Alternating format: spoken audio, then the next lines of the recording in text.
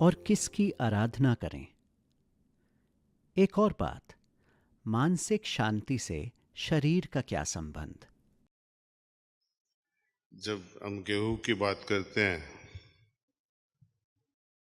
मध्य प्रदेश में गेहूं बोलते हैं, गुजरात में वही गेहूं को क्या बोलते हैं? गेहूं। तमिलनाडु में कुछ और बोलेंगे, अफ्रीका में कुछ और बोलेंगे, इंग्लिश में व्हीट बोलेंगे।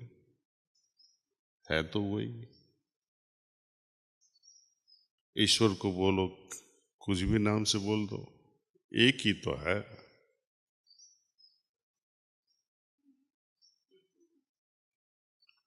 हमारे यहाँ समस्या कब से शुरू हो गई मैं बताता हूँ। वेदकालीन समय ऐसा था, एक भी मंदिर नहीं था। और जब हम सोचते हैं कि वेद काल इतना पहुंचा हुआ कि जहाँ सेजिस, सेंट, ऋषि मुनि, जो भी नॉलेज चाहिए वो सीधा उनके हृदय में उतर जाता था। ईश्वर से डायरेक्ट कांटेक्ट था। उनकी महसूसी, उनकी अनुभूति ऐसी थी कि बाहर देखने की जरूरत नहीं थी उनको, अंदर से ही महसूस, हाँ ईश्वर है। और ऐसी अनुभूति कि सब जगह उनको अनुभूति होती थी। पेड़ों में भी है, बादल में भी है, स्काईज में है, पर्वतों में भी है, पानी में भी है, नदियों में है। तो उन्होंने लिख दिया ईश्वर सब जगह है, आकाश में भी है, नदियों में भी है। बाकी की पीढ़ी क्या समझने लगी, चलो निधि की पूजा करते हैं। उन्होंने लिखा है ना, नदी में भी है, लेकिन उन्होंने अनुभूति किया है। ये बड़ा फर्क है। इसलिए उन पे बाहर कभी भी उन्होंने पूजा नहीं की, मंदिर नहीं था, जरूरत ही नहीं थी उनको।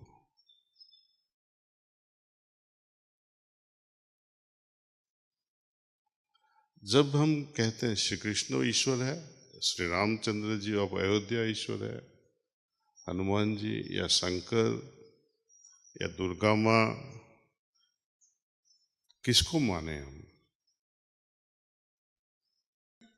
लेकिन जब हम खुद अनुभूति कर लेते हैं तब वो दूसरी बात हो जाती है। हमारी समस्या बाह्य पूजा से शुरू हुई है।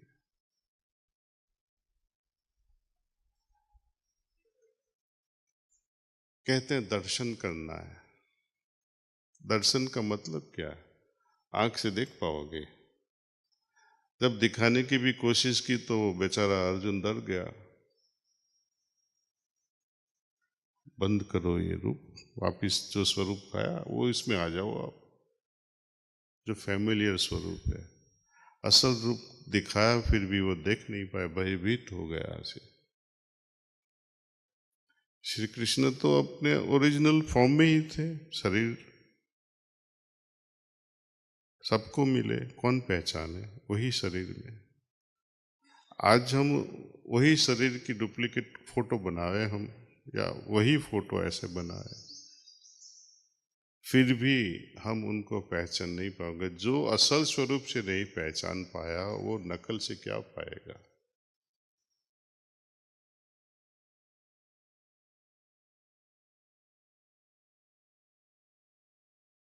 रामचंद्र जी ऑफ अयोध्या, उनके स्वरूप को कई कई ने देख लिया होता तो वनवास नहीं होता।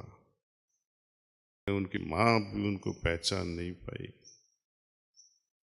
और हम मंदिरों में उनकी पहचान करने जा रहे हैं, वो कभी भी नहीं हो सकता है, कभी भी नहीं हो सकेगा।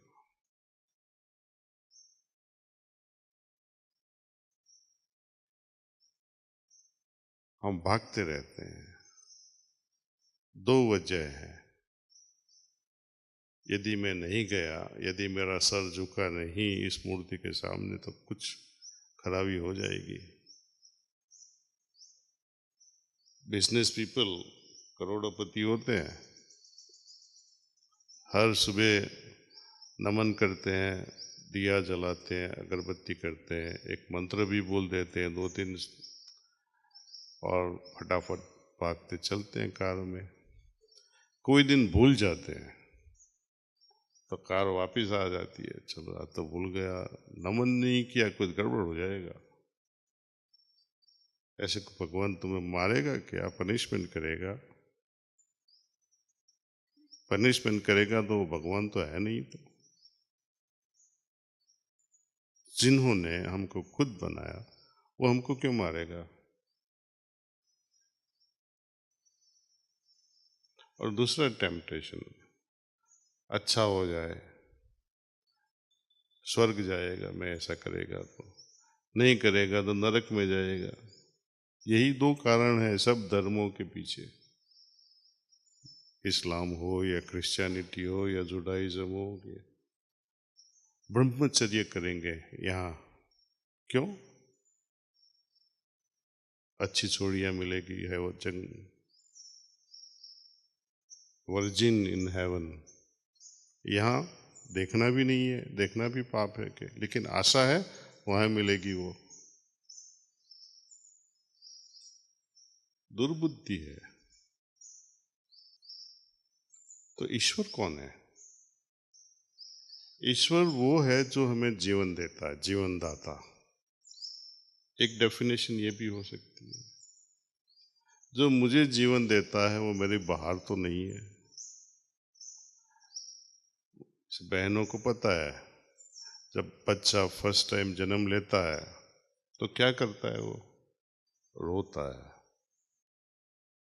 बच्चा नहीं रोए तो डॉक्टर उसकी बॉडी को पांव पकड़ के उल्टा करते हैं, so that lungs becomes functional, heart stimulates। ये करने के बाद भी बच्चा नहीं रोए तो माँ रोएगी, घर परिवार वाले रोएंगे, क्योंकि जो लाइफ फोर्स है, जीवन देने वाला है, वो अभी तक शरीर में नहीं आया है। वो हमारे संग है अभी, वो तब तक रहेगा जब तक हमारी आखिरी श्वास है। जब तक रहेगा तब तक आखिरी सांस है, वो भी कह सकते हैं। जो अंतर्यामी है, इसलिए तो नाम ऐसा दिया, अंतर्यामी, जो मुझे जीवन देता है। वो द्वारका में नहीं है, न कैलाश में है, न मक्का में है, वो मेरे अंदर है। तो उनकी अनुभूति अंदर ही हो सकती है। ये बहुत लॉजिकल स्टेप है। बाहर ढूंढोगे, it's like raining 1 mm in a hot summer. ठंडा महसूस करोगे थोड़ी देर, लेकिन भीग नहीं पाओगे।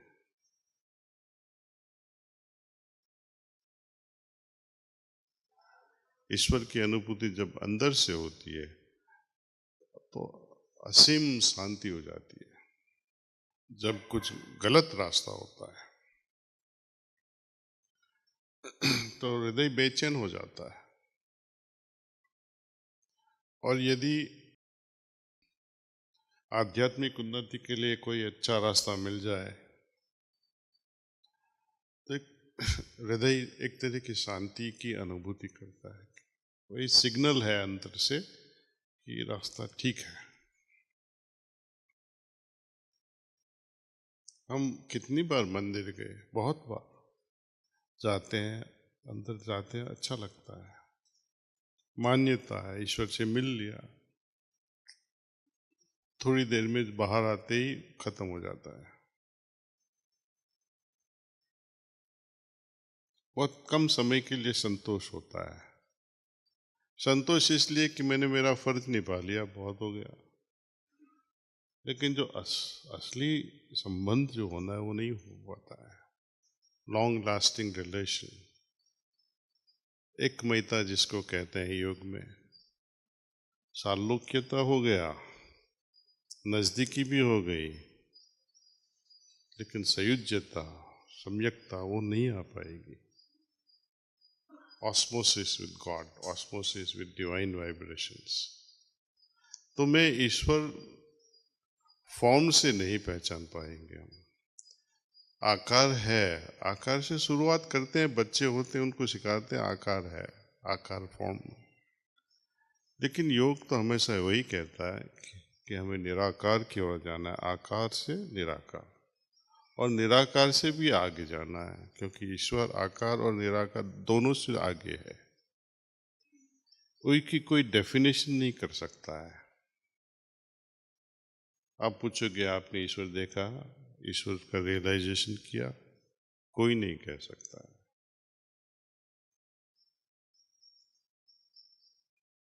क्योंकि उनको समझने के लिए आपको बड़ा होना पड़ेगा ईश्वर से, और कोई उनसे बड़ा नहीं हो सकता है।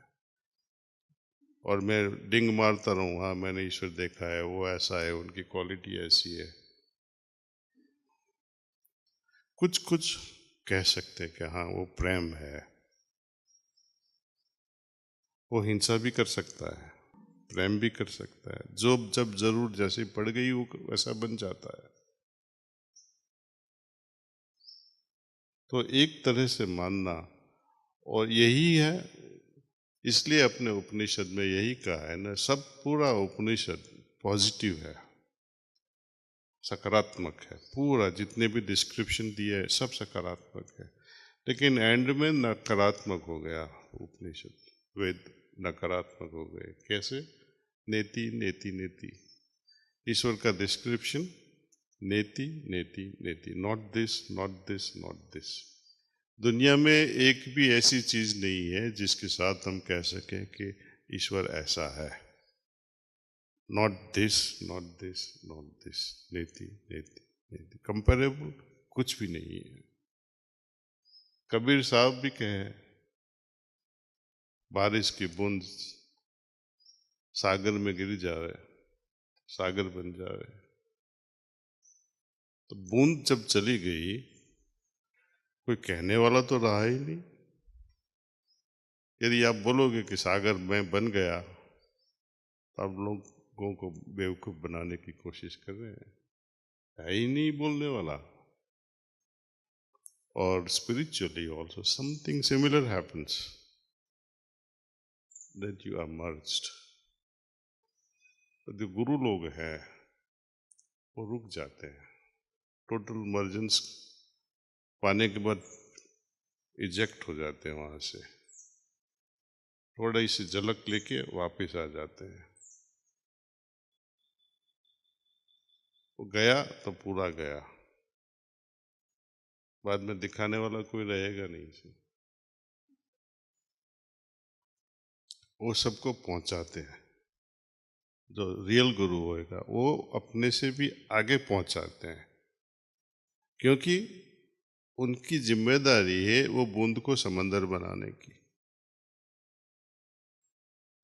और जिसको वापस रखना है उसको रख लेता है। वो उसका अनुयायी कहो या कुछ चोजन शिष्य कहो, वो आगे गाड़ी चलाता है वो। लेकिन जो सच्चा गुरु होगा वो कभी भी बोलेगा भी नहीं कि मैं गुरु हूं।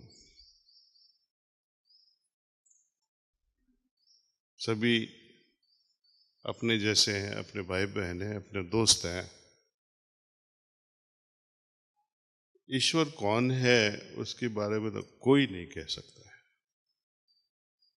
उनकी अनुभूति हो सकती है धीरे धीरे धीरे, और जब पूरी अनुभूति होती है तब मन चुप हो जाता है।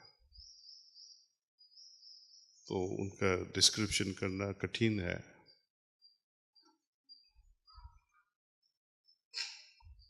एक संस्कृत में श्लोक था, जब हम स्कूल में रिसाइट करते थे प्रार्थना के साथ, या कुंदेंदु तुषार हार धवला, आपको पता होगा ना। सरस्वती भी खुद अपने हाथों से लिखे, पृथ्वी जैसा एक कागज हो, सागर जैसी साई हो, और खुद ये सब लिखने बैठ जाए तो अभी उनकी महिमा का कोई पार नहीं है। तो आप पहचानोगे कैसे तो ईश्वर कौन है? तो difficult, very difficult to explain. आइए